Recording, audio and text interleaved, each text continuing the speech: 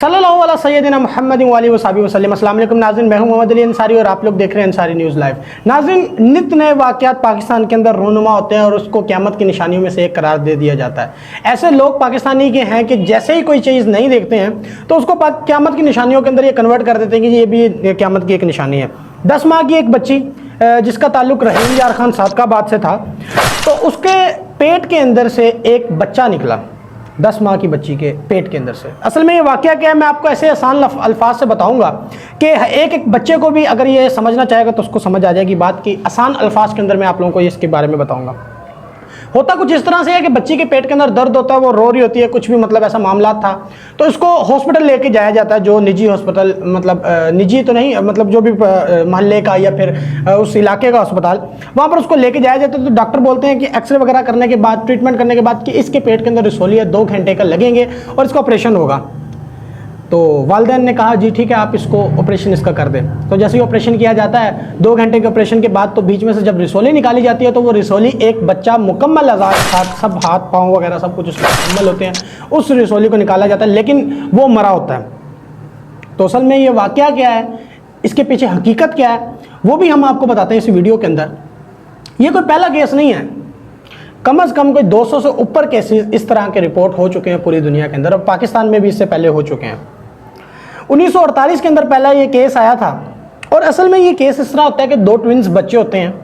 2 twins बच्चों को जब वो पैदा होते हैं तो कुछ इस तरह से मामला होते हैं कि वो एक दूसरे के अंदर एडजस्ट हो जाते हैं, या तो पेट में कोई हड्डी रह जाती है या फिर कोई इस तरह की चीज़ रह जाती है। और पाकिस्तान के अंदर पहला एक केस हुआ था, उसके अंदर 20 साल का बच्चा था, 20 साल का लड़का था, बच्चा तो नहीं अभी उसको कह सकते, 20 साल का लड़का था, उसके पेट के अंदर से भी एक मुकम्मल बच्चा निकला था। अब उसको आप क्या कहेंगे कि वो भी हामला था? नहीं, ऐसा नहीं कहा जा सकता।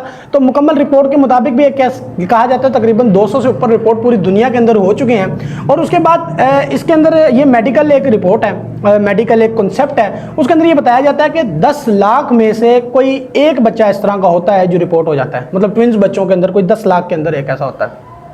अब आप खुद सोचें, आप लोग खुद सोचें कि हमें इस तरह के बच्चों को, इस तरह के वालिदैन जब होते हैं तो हमें उनको हौसला देना चाहिए, या फिर हमें उनको चाहिए कि इस तरह की बातें फैलाएं कि ये क़यामत की निशानियों में से एक है, या ये फ़लानी है, या फिर ये है। इस तरह की कोई बात नहीं करनी चाहिए, हमें उनको हौसला देना चाहिए। पहले भी एक आप लोगों के सामने रिपोर्ट आई थी, एक केस इस तरह का डेवलप हुआ था कि एक बच्चा, उसकी एक आंख थी और वो थी भी सेंटर में करके, उसको बता दिया गया ये जी दज्जाल है, ये दज्जाल पैदा हो गया है, तो क़यामत की निशानियों में से एक है।